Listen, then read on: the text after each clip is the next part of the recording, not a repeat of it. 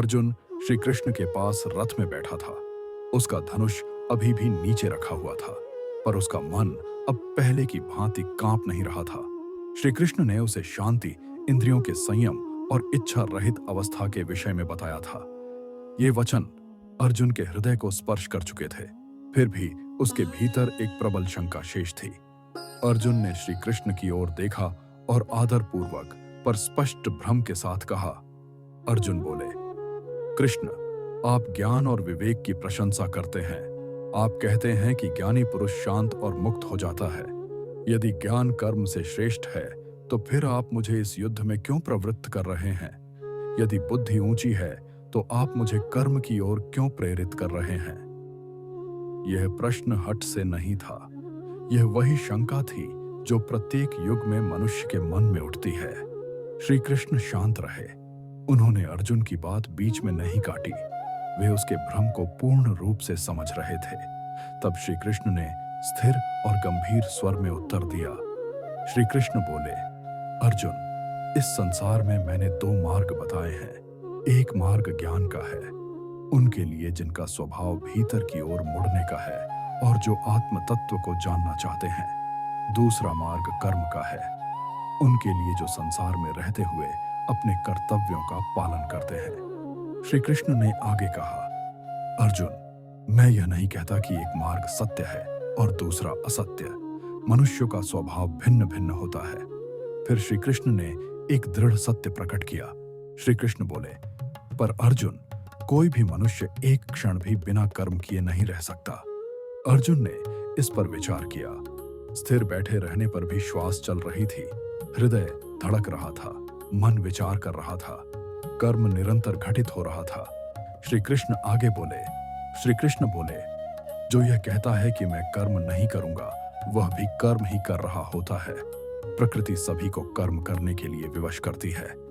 फिर श्री कृष्ण ने एक भूल की ओर संकेत किया।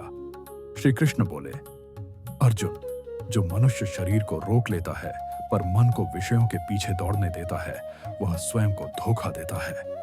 वह बाहर से शांत दिखाई देता है, पर भीतर कामनाओं और इच्छाओं से भरा रहता है।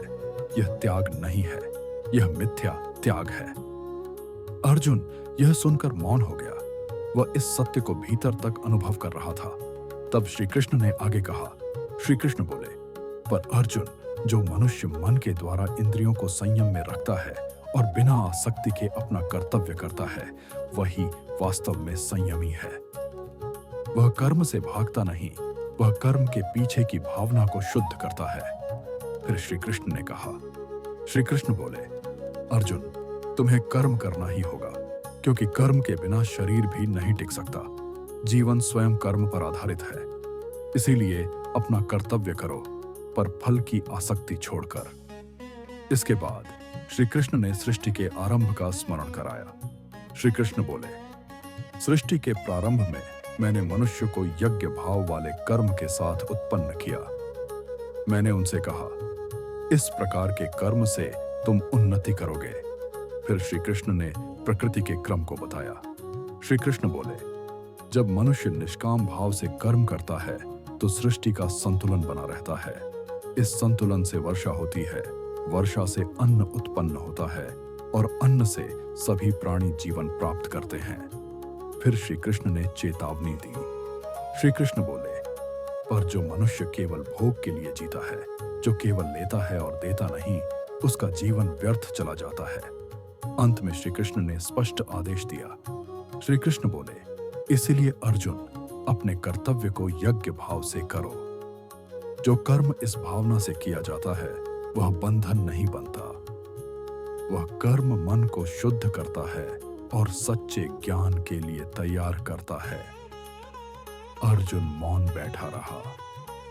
युद्ध भूमि वही थी, युद्ध रुका नहीं था, पर उसके भीतर की जड़ता अब टूटने लगी थी।